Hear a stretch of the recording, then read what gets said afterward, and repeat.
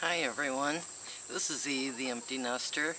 Today I'd like to say a big thank you to Reverend John O'Toole. He sent me this book. A friend of his wrote, it's 10 Delicious Recipes for All Occasions by Betnia Zumdick. And I can't actually show you anything in here because it's copyrighted, and it specifically says that nothing in here can be shown without her written permission. So I'd like to thank him a lot for sending the book and giving me some other ideas of different ways of creating sweets without it being overly sweet with sugar. I thought I'd talk a bit about different alternative sugars, and one of the reasons is the sugar that we buy, the white sugar, is actually genetically modified beet that's somehow processed and turned into sugar.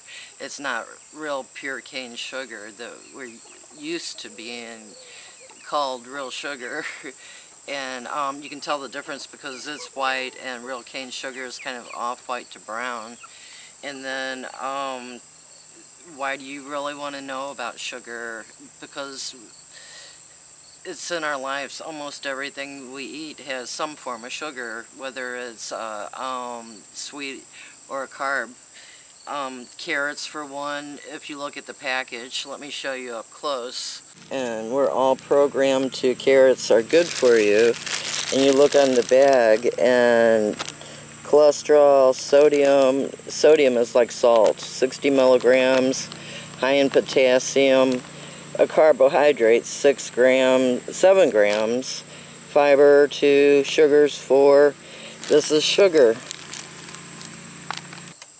Okay, a carrot is sugar, and yet they promote carrots as a healthy alternative to sweets because it is a sweet, and for a normal person without diabetes, it's not a problem having that kind of sugar, but to a diabetic, it can raise your glucose levels. And why do you want to know about diabetes?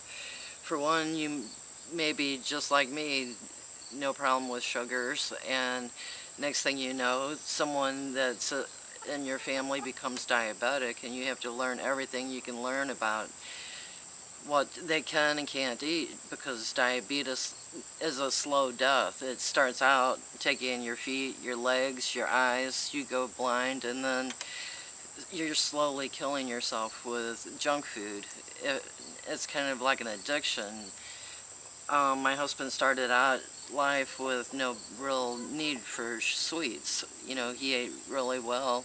And now that he has diabetes, he'll go buy cake mixes and make himself a cake, or crackers, or chips. And, you know, when they say death by chocolate, he's not into chocolate, but he's gonna kill himself with sweets. And I thought I'd talk a little bit about alternative sugars, because like with John, part of this book is some forms of alternative sugars, where I've already been exposed to many. Like this is the Stevia plant, and when I first learned about Stevia, you hear about it from the commercially bought products called Stevia or Trivia, and if you look at the label, it says erythritol, dextrose, malt, Reba 8, natural flavors, natural stevia leaf sweetener. And here's a close-up. And this is only a pinch of this plant with whatever. And one of these is made by a popular soda manufacturer. And when I found that out, I researched more, and I've been growing stevia the last couple of years, and I watched a number of videos and read about it in the past where they say you want it to get hit by frost, and I learned you don't want to get this hit by frost because you'll lose this whole plant. You want to go ahead and just break leaves off and dry them out, and do that several times, a year, versus waiting till they go like this. This is what happens when frost hits the plant. It's not usable anymore, but the plant will continue to grow back and grow back and grow back. This has been a really happy plant here, and you can dry the leaves or eat them. It's an immediate sugar. You gotta really like sugar. I do like sugar, but I don't like, the burst of sugar with it. But I can tolerate it. It's just like eating, putting a spoonful of sugar in your mouth. It's like you really gotta like sugar to do that. And another thing too, with alternative sugars, like an apple, using fresh apple, not an apple juice in the store. Kind of like when I did what was it called? When I did the pineapple video, you could take that cube of ice that I froze the juice with, add sugar to it, and add water to it, and you create store-bought pineapple juice, because it's 90% water, I don't know how much sugar, and then a little bit of real juice or fake juice, depending on what product you buy.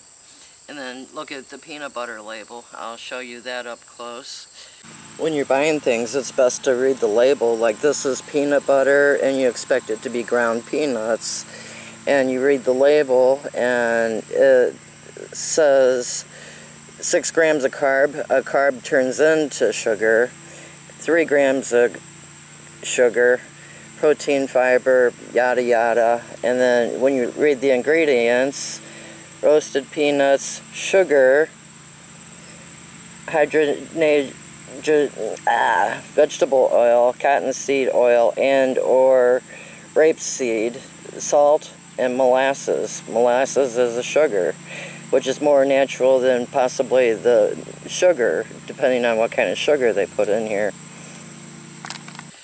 If you really want peanut butter, you need to get peanuts and ground them yourself, or we have a Mennonite store here where you can see them grind the peanuts, and nothing added to it but the protein of the peanut itself.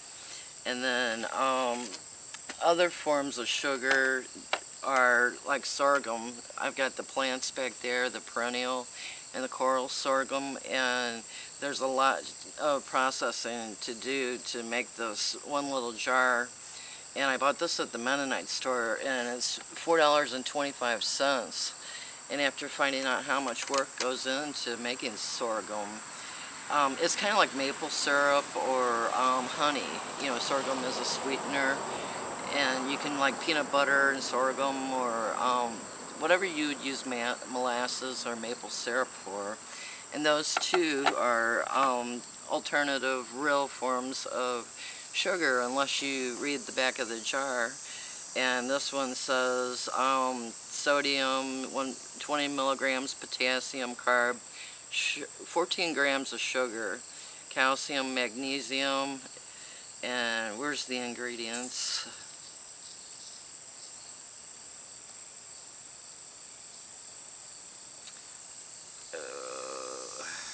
Ingredients, molasses. So this is 100% real. I prefer real products, real peanut butter to modified. We'll call these modified products. And here is raw honey, and it's a local from Neosho, Missouri. And they don't have an ingredients list, but this is real honey. And your body actually needs some forms of sugar and carbs for your brain to function. If you cut out sugars, you actually damage yourself too, but your body breaks down real products faster than it does fake products. And in order to know how your body reacts to these sugars, you need a glucose meter to test your blood, because like sweet potatoes, they say, is good for a diabetic. It's low on the glycemic index, yet orange sweet potato will raise my husband's blood sugar more than a white sweet potato. So you can't go by what the internet says. You have to go by testing yourself and seeing what you do with each product that you put into your body. And oh,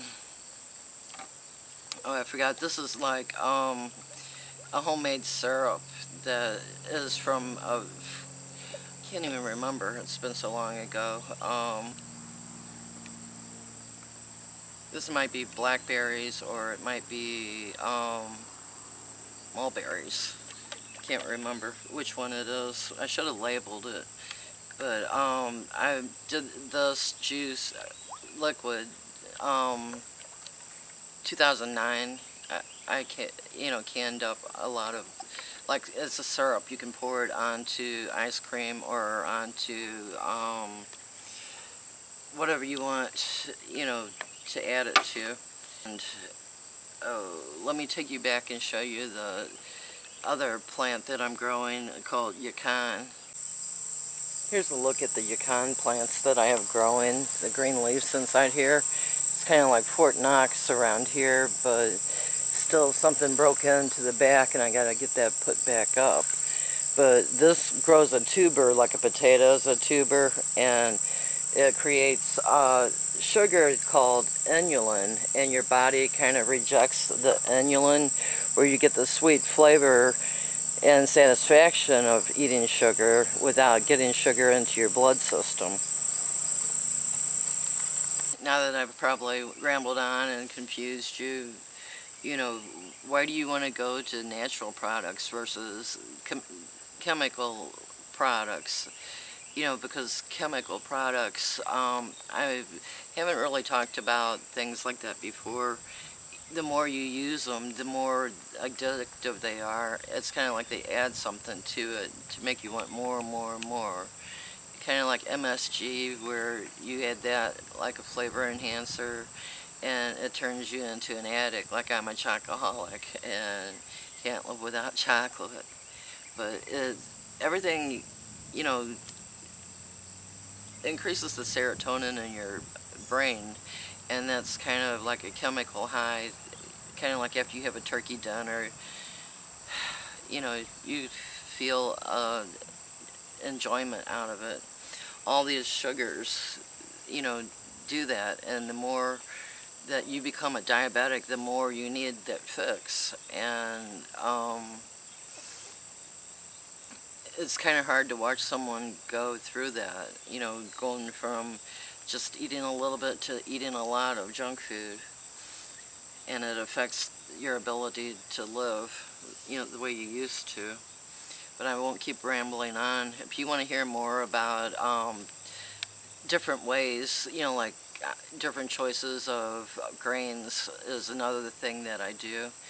I'll do a video on different grains. If you're interested in hearing more, please let me know in the comments. And if you have any questions, leave a comment in the link, links below.